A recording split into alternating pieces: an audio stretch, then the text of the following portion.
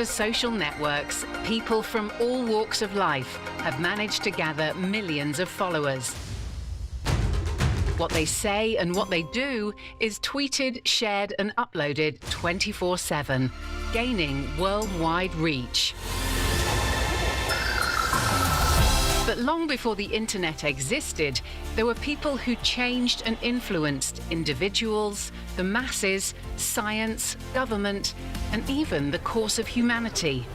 Their messages and deeds went viral without the need for hashtags, memes, or posts. So that's what makes them extraordinary. It's not that they're telling stories, it's that they're being an extraordinary story.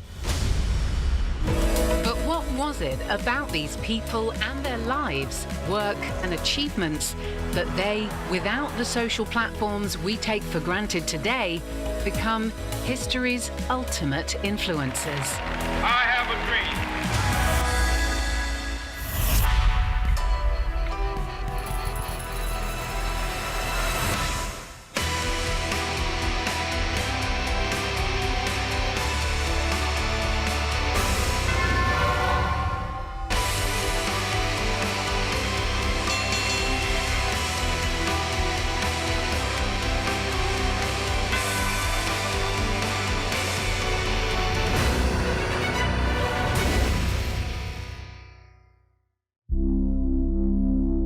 In this episode, we explore the life of three of the greatest spiritual leaders in history: Jesus of Nazareth, Mahatma Gandhi, and Mother Teresa of Calcutta. These people are these kind of perfect heroes. I think that's why they become so famous, because they are just incredible ideals of self. Three inspirational leaders whose messages went beyond their local communities, reaching millions around the globe. Each of them understood the power of communication and managed to change the course of history.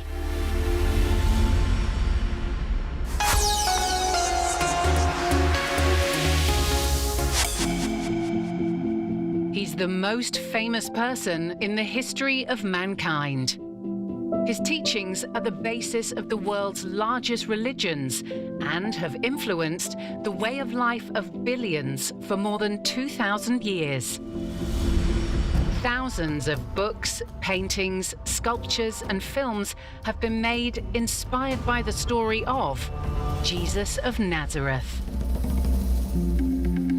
Jesus of Nazareth was probably the single most important figure for the history of Western culture. There are about 2.5 billion Christians in the world today. In addition to that, and within Islam, Jesus of Nazareth is, of course, mentioned within the Quran. And, of course, he's a Jewish man. And so the nexus of relationships that are part of the totality of Jesus of Nazareth are among the most impactful in the history of the world. But how did this Jewish craftsman who would challenge the Roman Empire become one of the most influential people in history?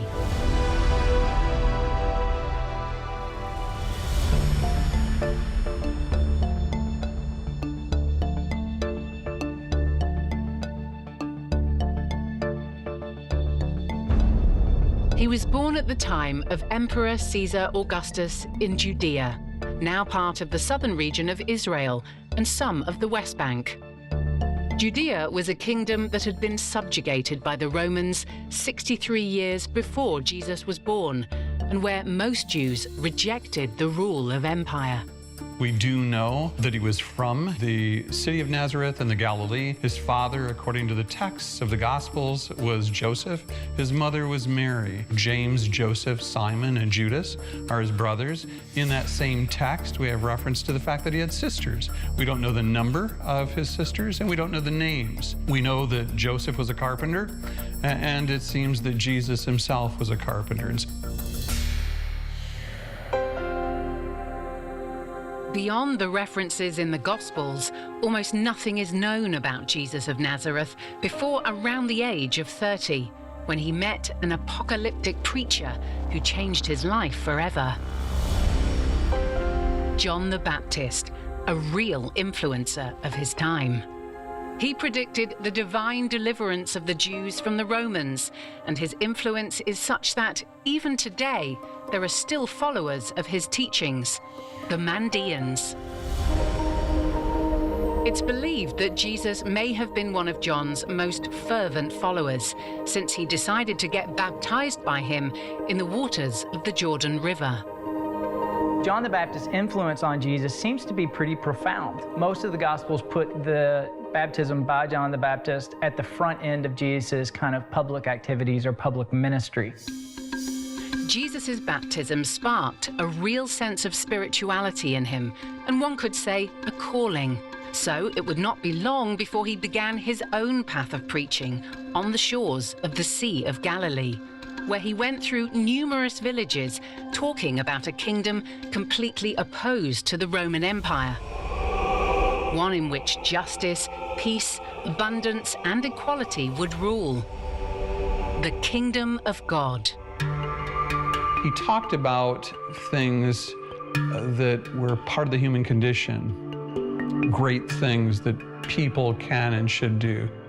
Using simple language, loaded with symbolism typical of the everyday life of the Galileans, Jesus constructed engaging parables to transmit his message to his followers. One such narrative was that of the sower, in which a man sowed seeds in different fields, with each obtaining unique results. This illustrated how different types of people accepted his diverse message. Jesus of Nazareth was in many ways extraordinary, of course. In many ways, he was also quite ordinary. And the ways in which he communicated with people, the words that he chose, the figures of speech that he used, were things that ordinary people understood. Jesus' metaphors stuck because he talked about daily experience.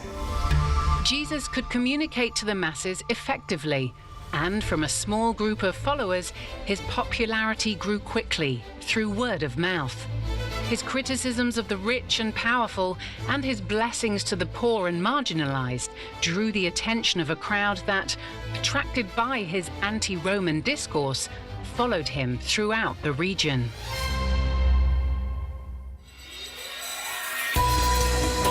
But like anyone with a message to tell, Jesus needed support to spread his teachings. And during his journey, he chose 12 men who became his inner circle, known as the 12 Apostles. They helped Jesus spread his message in a time when there was no mail or print.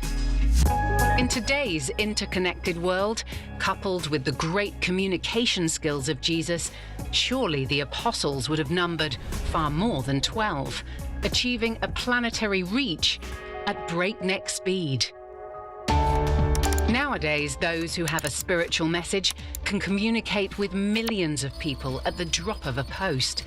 The power of an online video can attract an audience so much faster than word of mouth. But this restriction didn't stop the message of Jesus reaching billions. Another factor helped him reach a great multitude of people in his time. Jesus didn't discriminate against who could support him, and controversially at the time, he accepted women, sinners, and people from all ethnic origins among his followers. The Gospels make it clear that the message that Jesus was conveying wasn't just for men, it was also for women. It wasn't just for Jews, it was also for Samaritans. Christianity was a religion for all people, slave and free, male, female. That made it attractive to many people. Religions in this time period were often fairly exclusive. They were for one group or another group. The openness of Christianity and the simple way in which Jesus transmitted his teachings, putting the common man at the center of his message, definitely made him reach a wider number of people. But beyond being a voice of the people, miraculous healings were also attributed to Jesus, which contributed to catapulting his image to fame as he made his way to Jerusalem for a Jewish celebration. Jesus was widely considered in his own time as an exorcist and a healer. You know, these type of people attracted crowds. So I think that a lot of the initial excitement around Jesus had to do with his preaching being intertwined with exorcisms and with healings. But Jesus' fame also put him in the sights of the Roman rulers, for whom messianic figures, those that feel they were born to change the world, could fuel the threat of a rebellion, which they ardently opposed and oppressed. No one who spoke about a kingdom other than Rome or a king other than Caesar could have been regarded as anything other than a political figure. Jesus was absolutely a political figure, and the specific crosshairs that he got into in Jerusalem during Passover in the last week of his life were political crosshairs. About 3 years after the beginning of his preaching, Jesus enters Jerusalem, followed by a multitude of acolytes, to celebrate Passover, one of the most important Jewish celebrations, which commemorates the liberation of the people of Israel from slavery in Egypt, guided by Moses. Passover would have been, you know, the Super Bowl and the Mardi Gras and the World Cup mixed together. At Passover, Jerusalem swelled. Jews from all over the world in the diaspora came back to Jerusalem to celebrate the fact that when their God is good and ready, he will get rid of foreign rulers. The massive presence of Jews in Jerusalem for Passover generated a lot of political tension. Jesus, maybe taking advantage of this and knowing how to work a crowd, entered Jerusalem riding on a donkey with his followers behind him. This entrance was a powerful, symbolic act that evoked an old Jewish prophecy well known by the Jewish people who came to the city. Zechariah the prophet anticipates that at some point in time, God will come back and put his king on the throne. And in Zechariah 9:9, he talks about that king entering Jerusalem on a donkey. So when Jesus enters the city riding a donkey, he's live-action role-playing Zechariah. At the same time, that humble entrance contrasted with the triumphant entrance of Roman conquerors, making a statement against the empire. A previous generation of scholars doubted whether Jesus ever really did something like this because it seems to measure up too closely with the Jewish scriptures. But Jesus was hardly alone in being apocalyptic, role-playing previous figures from the Jewish scriptures. Josephus, the Jewish historian, tells us about lots of these leading up to the war with Rome that broke out in 66. What happened when the carpenter's son arrived at the most important Jewish temple in the region was more than enough to mark his destiny forever. The Temple of Jerusalem was the center of theocratic power, where priests ruled in the name of God. But when Jesus arrived and saw the place being used as a commercial hub, he overturned the tables of the merchants, generating a scandalous riot.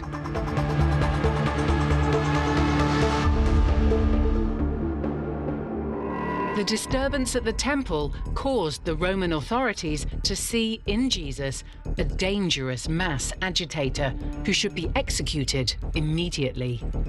After his capture, Pontius Pilate, the Roman prefect of the province of Judea, ordered Jesus' crucifixion.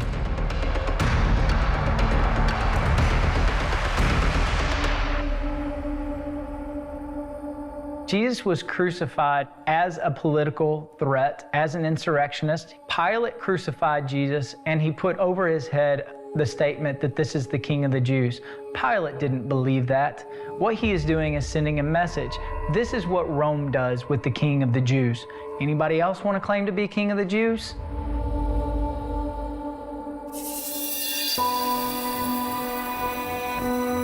With Jesus' execution, a revolutionary prophet died, but a new religion was born: Christianity.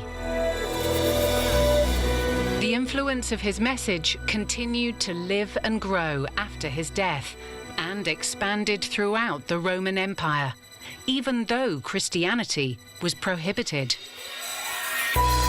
In the early years, the apostles preached the message of Jesus, and for this reason, they were persecuted and savagely executed by the Romans one by one. But that persecution, ironically, helped Christianity grow.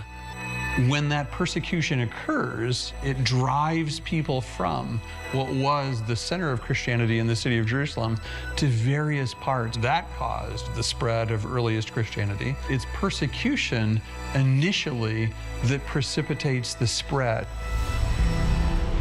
The teachings of Jesus reached millions, and several scriptures were made to tell the story of his life and death, while preaching his message and perpetuating his influence in time. Maybe the most famous of those scriptures are the Gospels, as the first 4 books of the New Testament in the Bible are known. They were written around the 1st century, and with the letters of the Apostle Paul and other books of the New Testament, contributed enormously to spreading the word of Jesus throughout the world. After centuries of persecution, Christianity became the official Roman religion in the year 380. The Catholic Church survived the Roman Empire and became one of the most powerful institutions in human history, placing Christian belief at the heart of the Western social order for centuries. Later, Jesus' influence expanded even more.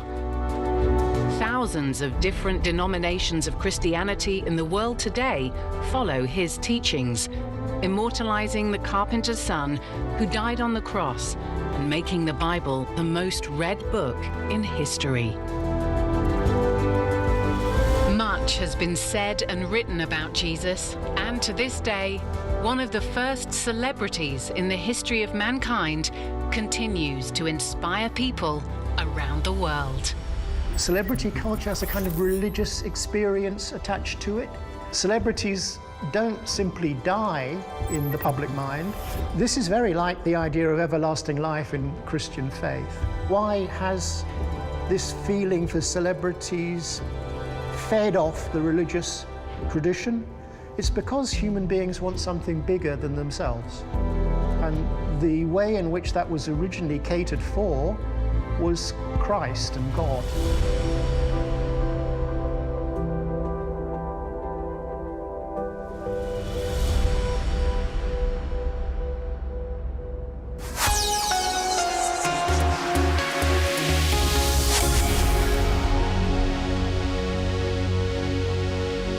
Like Jesus, he stood against an empire for the freedom of its people.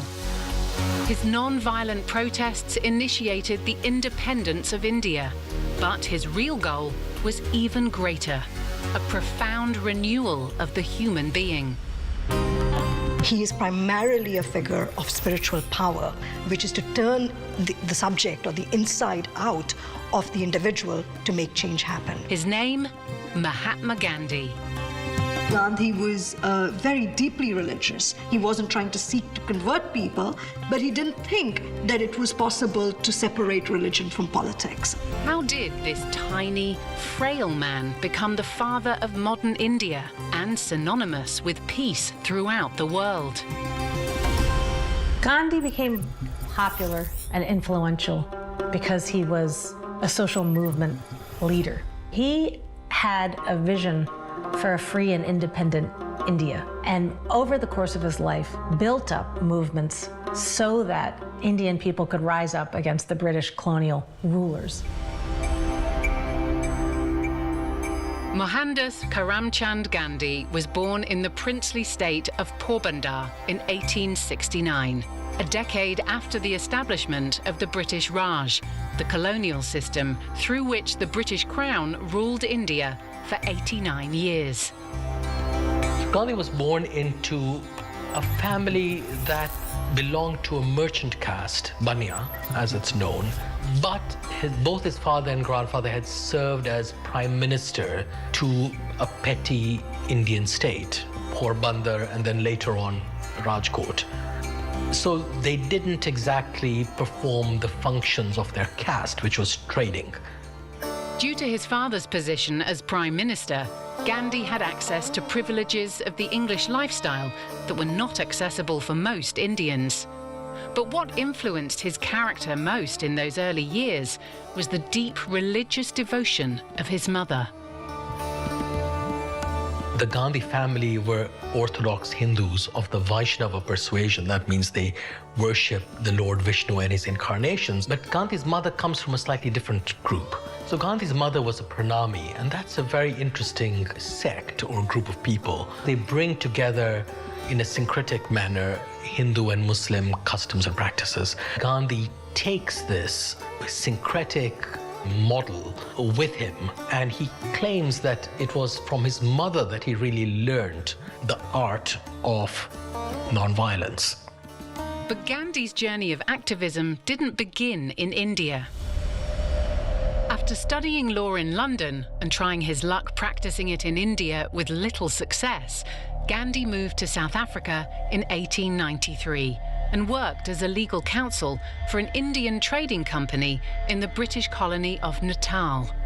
There, Indians were discriminated against by the UK authorities. A movement had arisen among white settlers to prevent the migration of Indians to South Africa that was seen as competition, the situation in which they were being increasingly pushed out of, if you will, respectable society in cities like Johannesburg and even in places like Durban, where they had to get passes, where they were not allowed to walk on the footpaths, they couldn't purchase tickets in first-class train compartments. So they were facing, if you will, the brunt of racial engineering, because it wasn't simply discrimination. Gandhi founded the Natal Indian Congress, an organization to fight discrimination against Indians in South Africa. Unlike Jesus, who could only use word of mouth, Gandhi was able to utilize newspapers to spread his message and attract a larger audience much more quickly. Gandhi ends up as a, if you will, object of media adulation, but he starts off as a producer of media himself, of mass media. And he produced a newspaper called Indian Opinion, which not only gave news, but which had different kinds of articles and essays, often penned by Gandhi himself. Essays on how to improve yourself, on how to think in new ways about the past, the present, and the future, about what freedom might look like one day. And this newspaper travels across the Indian Ocean. Though its audience might not have been very large, it was very, very significant. In his reports, influenced by the spiritual training he'd learned from his mother, Gandhi began to develop the concept of satyagraha. Satya means truth, and agraha means insistence, and that is the insistence of truth. And this is where he channelizes, as it were, politics, religion, spirituality, self-making. Gandhi's attitude is not simply to fight your enemy, it's to convert your enemy. And you do that by satyagraha, is you invite your enemy's violence and you take it. You show that you're capable of sacrificing for your ideal. And that is meant to shake the self-confidence of your enemy and to therefore allow room for maneuver, negotiation, agreement, and eventually conversion. In the following years, Gandhi led a series of actions confronting the British authorities through non-cooperation. Gandhi's first real political movement is the movement against compulsory registration of for Indians in South Africa.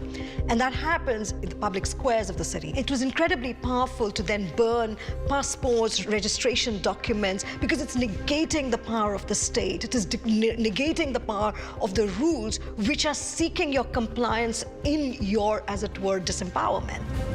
Hundreds were imprisoned in these protests, but the non-cooperation movement forced the British to negotiate a solution.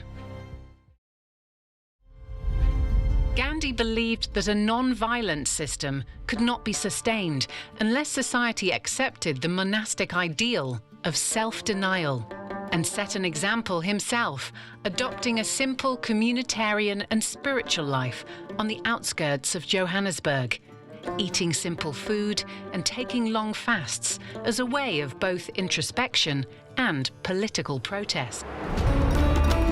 Gandhi returned to India in 1915 after achieving important concessions for Indians in South Africa, such as the recognition of Indian marriages and the abolition of the excise tax for Indians.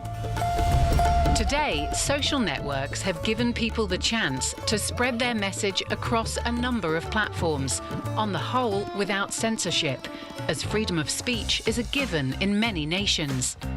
By 2050, it's predicted there could be as many as 1.4 billion social media users in India alone. Numbers Gandhi could have only dreamed of, as at the beginning of the 20th century, the British dominated all official media in India. Gandhi stood very little chance of publicity. Nevertheless, the independent newspapers and the movement fighting British rule exposed his struggle abroad to the Indian people, spreading also what he wrote in the Indian Opinion. Thus, when he returned to his country, he was already famous among the independentists. Once in India, he joined the Indian National Congress Party, whose members wanted to see the end of British rule. He travelled throughout the country to learn about people's problems and to see firsthand what his country was like after more than 20 years of absence.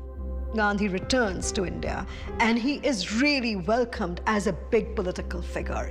So wherever Gandhi goes, there are public meetings taking place. He really built up that influence, going village by village, person to person, town by town, at a time when there were no telephones, let alone cell phones, to connect and organize. Gandhi's look had changed radically. He started wearing traditional Indian clothes to highlight his ideal of self-denial, but also as a way of identifying with the poor in India, and at the same time, making a statement that gave him credibility and appealed to the masses. For Gandhi, dressing in the way he did meant that he was every man. But he really is in the process of creating an Indian everyman, if you will. And he himself represents that figure. So it's a powerful look, it's a powerful figure. Gandhi would start using the politics of visual image very early on. And this would be the kind of classic Gandhian maneuver image of where a frailty of the individual, the protesting individual, will be contrasted by the heavy ammunition, weaponry, the violent means of the state. And that image would actually resonate with people because it will show very decisively what the true nature of relations is between, say, the empire and the people it's ruling. And that, in a way, gathers momentum. In 1919, he became the undisputed nationalist leader and announced a non-violent fight encouraging the boycott against the British institutions. It is telling them, we're not going to fight you. We are going to take the penalties of our withdrawal because our salaries will be cut, we'll lose our jobs. But in doing so, we want you to reflect, and we invite you to think alongside us on how to resolve this matter. Gandhi's campaign generated a political earthquake. But Just as today's democratic protests can sometimes get out of control, in 1922, Gandhi had the same fear. Alarmed by the killing of more than 20 policemen in an Indian village, he decided to stop the civil disobedience to calm the tides. That same year, he was arrested and spent 2 years in prison, distancing himself from politics for a while. But Gandhi couldn't keep silent while Indians were still mistreated, and they'd not forgotten who he was after only 6 years. And in 1928, he came back to politics, threatening the British with a nationwide non-violent campaign. What he did was created a way for everybody to join in to something they could believe in a non-violent way. So if you think about today, some of the effective activities that you can join in, all of those are using similar techniques to engage people in real physical ways to do something, whether it's a march, a protest, a boycott, a buy-in. He often did extreme actions to try and get attention from the media for his cause, so going on a hunger strike and threatening to eventually slowly pass away because of his passionate beliefs. 2 years later, he aimed at the British-imposed tax on salt, launching his most spectacular and successful campaign against the British Raj, the Salt March. Indians were not allowed to make or buy or sell their own salt. They had to buy it from their British rulers, and they were pricing it really high and slapping it with hefty taxes. And this was affecting every person in India, whether you were of the highest caste or the lowliest caste. Gandhi picked an issue that was really visceral and important to everyone in India. And he wrote a letter to the Viceroy of Britain at the time and said, we're going to go on this march, and in 10 days, we're going to break this British salt tax law. On the 12th of March, 1930, Gandhi began a 240-mile walk to the sea. As he moved from town to town, a growing crowd started to follow him. Tens of thousands of followers that had joined him village by village along the way, spreading the word of mouth, and they went to the sea and collected salt and broke the law. At this point, media was covering it. They were drawing national, global attention and able to show this act of nonviolent, peaceful disobedience. At that point, Gandhi had begun to gain enough power so that the rulers had to pay attention and had to start negotiating. Hashtag Salt March would have undoubtedly been an incredibly successful social media campaign in today's world, expanding the reach of Gandhi's actions across the globe. But Gandhi didn't need it. Gandhi understood you need to pick one issue. In this case, he picked salt. And that's what many great influencers do. Pick a few things or one single issue, gain following, get a win, and then build on it from there. He'd become more influential than ever, a national icon widely known as Mahatma, meaning great-souled. The struggle and leadership of this humble man finally paid off, and India gained its independence in 1947.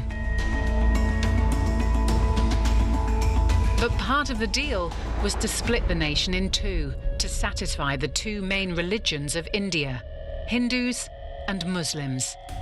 This affected Gandhi deeply, as it became a period of religious turmoil in India and Pakistan that would result in the deaths of hundreds of thousands. And Gandhi wasn't immune from this violence. Just 5 months after the independence, he was assassinated by a Hindu extremist on the 30th of January, 1948. As India becomes free, she's also partitioned in a very violent way between India and Pakistan. And Gandhi sees this almost as a personal failure. Towards the end of his life, he's quite disappointed. He wanted to die. He wanted to be killed. Partly because he no longer wanted to live in these circumstances, partly because he thought having wagered his life on so many occasions in fasts unto death, that he finally needed to die to give his country peace. And sure enough, the moment he was assassinated, violence stopped in India. He's still remembered today as the father of India. And despite his violent murder, he's also globally viewed as a universal symbol of peace. He always lived a simple life and was among the people. If he was trying to demonstrate against an unfair rule or policy, he would himself go on a hunger strike. He spun his own yarn. He made his own clothes. He was a hands-on guy who related to the people that he was trying to help free. So he was of the people as well as for the people and leading the people.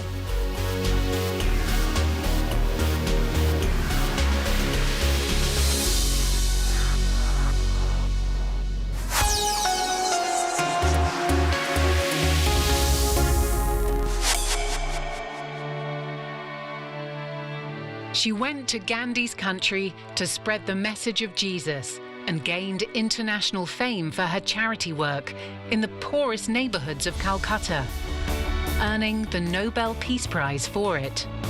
She stood for the sanctity of human dignity and became an icon for the most needy around the world.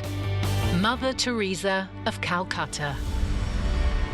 But how did this humble Catholic nun become a global celebrity who changed the world's perception of the poor? Mother Teresa was not and did not go after the celebrity to become a celebrity, but it was her message and her charisma that made her a celebrity.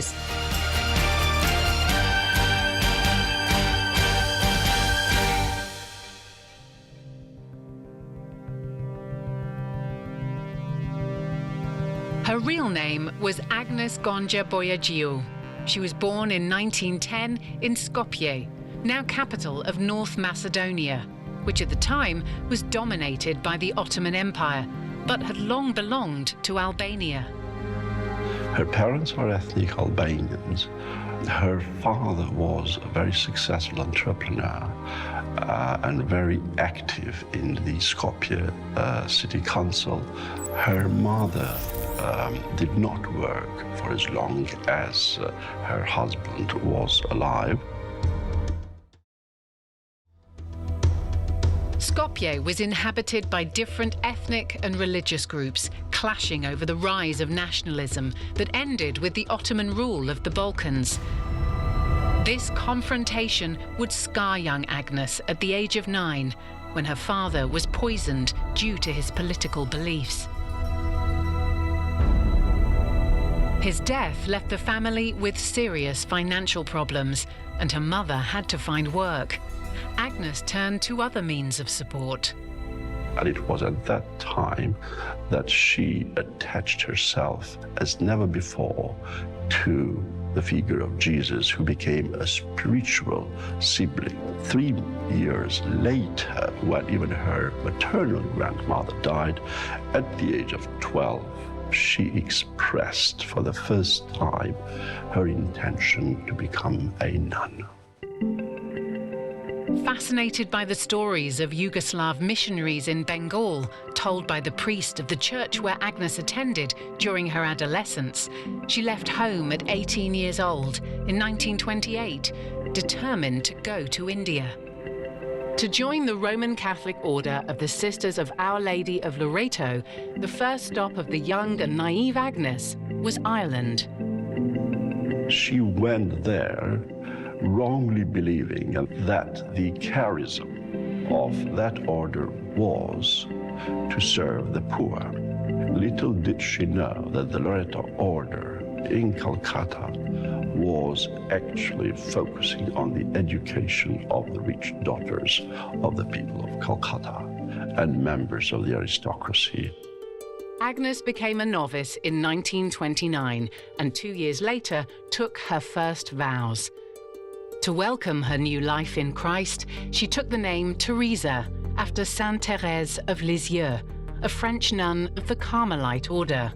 who inspired others to live life simply and put love at the forefront of daily life. She left Ireland to fulfill her dream in India and was assigned to teach at the Loreto Convent School in Darjeeling. And it was in this school, both of her loves, vocation for teaching and vocation for missions, kind of came together. Students wanted to emulate her. She was there with students, hands-on, and that is a characteristic of Mother Teresa. She's a woman of action. Theresa accepted her final vows in 1937. Then she was assigned to the city for which she's now remembered, Calcutta. She was asked to teach at St. Mary's, where the poorest of the Loreto students were. She also was one of the few nuns allowed to go and teach to a feeder school of St. Mary's, where the children were very, very poor, and she had to walk a few minutes away from the convent. In this school, she saw the differences in classes, those that had means and those who did not have means. It was a school that taught her a lot about Indian society. The streets of Calcutta, filled with the sick and dying, awaken in this charming and humble nun the need to leave the safe comfort of the convent and the private school to devote herself to caring for the helpless in the city.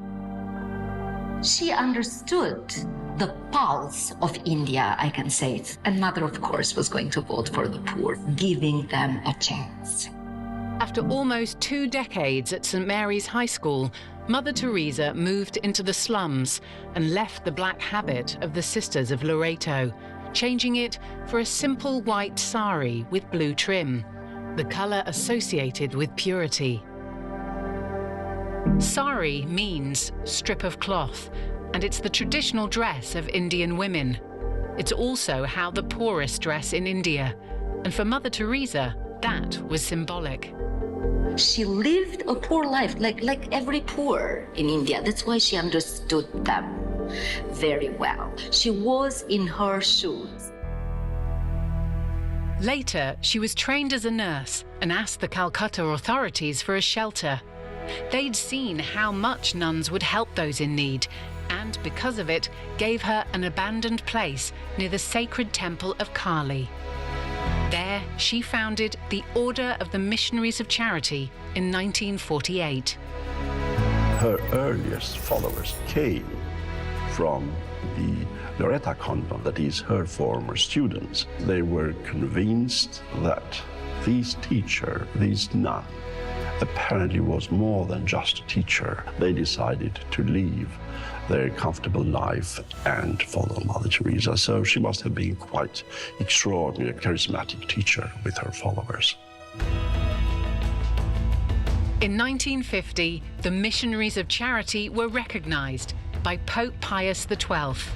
In their first years, thanks to mainly donations, Mother Teresa was able to open schools, medical dispensaries, orphanages, leper houses, and homes for the dying, starting to make a name for her order in Calcutta and becoming known by the media in the city. Mother Teresa understood the power of the media from the very start when she left the Loreto order, because she believed that by involving the media, she could promote better her cause and the cause of the poor. She adopted Indian citizenship, and her Indian nuns all donned the sari as their habit. On the Missionaries of Charity's iconic white with blue striped saris, the two thinner lines signify the vows of poverty and obedience, while the thicker line represents chastity and the expanded vow that Mother Teresa included for her order: unreserved service to the poorest of society. The order grew rapidly, expanding its influence to more than 22 Indian cities. And Mother Teresa's work quickly caught the attention of the press, helping her to find financing for her projects. During the 50s and 60s, she traveled throughout the world trying to gain the economic support that she needed to expand the scope of her cause using her charisma and humility. Charities today can rely on various digital platforms, either to ask people to text donations or even setting up crowdfunding pages to support their causes. However, Mother Teresa's presence on the global stage was further enhanced as the Western press took a special interest in her work. She also had an advantage compared to Jesus and Gandhi, as a new media platform was emerging that would connect the world in a way never seen before. The popularity and widespread access to TV was supplanting newspapers and radio. And through television coverage, Mother Teresa was able to reach a planetary audience, emerging as a symbol of mercy throughout the world. She became a celebrity, although she didn't intend it and she didn't want to become a celebrity. But I think it was her message, it was her charisma that made Mother Teresa a phenomenon. By the late 20th century, her order had spread to cities and towns all over the world. I think it's a gift to be shared, to give homes to so many homeless people, to give food to the hungry and clothes to the naked, and take care of the so many sick and dying destitutes, because we have these homes all over the world now. Her innate ability to handle the media in such a humble way catapulted her worldwide recognition, while continuing to help the poorest of the poor. With her popularity, she brought the problems of the poor, the immigrant, the abandoned, the elderly to the center of the attention of the world. And Mother did it in a splendid way. Mother Teresa and her missionaries of charity achieved unprecedented international fame in the late 70s and 80s, and her work earned her a string of awards that was crowned with the Nobel Peace Prize in 1979, 7 years after she'd been nominated for the first time. That was a game changer in terms of turning Mother Teresa into a global celebrity that she became. It is only in December 1979, when Mother Teresa was awarded the Nobel Prize for Peace, that Mother Teresa became that kind of irreplaceable asset for the Vatican. By the 1980s, Mother Teresa was a global superstar, rubbing shoulders with the world's most important personalities. Mother Teresa is a heroine of our times, and to the many honors she has received, including the Nobel Peace Prize, we add with deep affection and endless respect the Presidential Medal of Freedom. But I accept it for the greater glory of God, and in the name of the millions of poor people, for in giving it to me, you are giving it to them.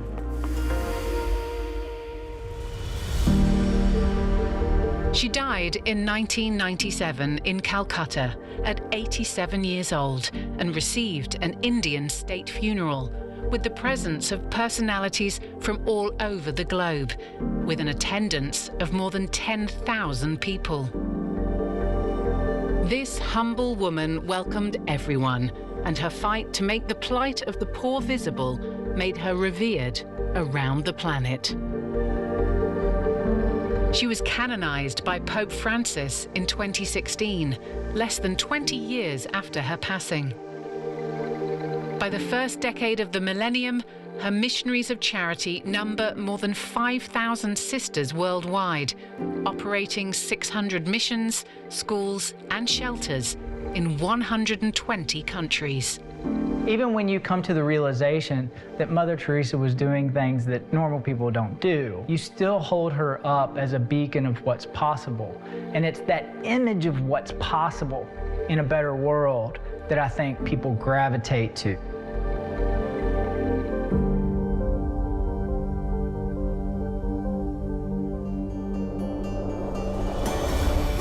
Jesus, Gandhi, and Mother Teresa not only understood the power of spirituality to advance greater causes, reaching the hearts and minds of the masses, but they themselves became their message, transcending through time. A lot of the people like Jesus, Gandhi, Mother Teresa, it's a mistake slightly to think of them as storytellers. But what they are characters in the lived story of our lives. They are kind of incredible, heroic characters that appear in the lived narratives of other people. But if these three incredible characters were alive today, would they have used social media? Jesus would have used Twitter. Twitter is built for the type of impact Jesus had. Pithy statements that people can take in a million different directions that may or may not reflect the intentions of the author. Well, Gandhi would have definitely had millions of followers. I would imagine that his Twitter followers or Instagram followers would have been in the tens of millions, if not in the hundreds of millions. But Mother Teresa, even if she'd had someone managing her accounts because of her celebrity status, may have acted differently towards digital platforms. She's not going to post at all. The Sisters of Mother Teresa actually do not have cellular phones. They have only one line, landline. So they are not into technology. Very, very few of them use even email. They do not have time. So when they do not act, they pray. Jesus, Gandhi, and Mother Teresa undoubtedly are icons of hope and faith that even now, decades and centuries after their death, still play an important part in the very fabric of our increasingly fast-paced world, proving they are truly worth the title of history's ultimate influencers.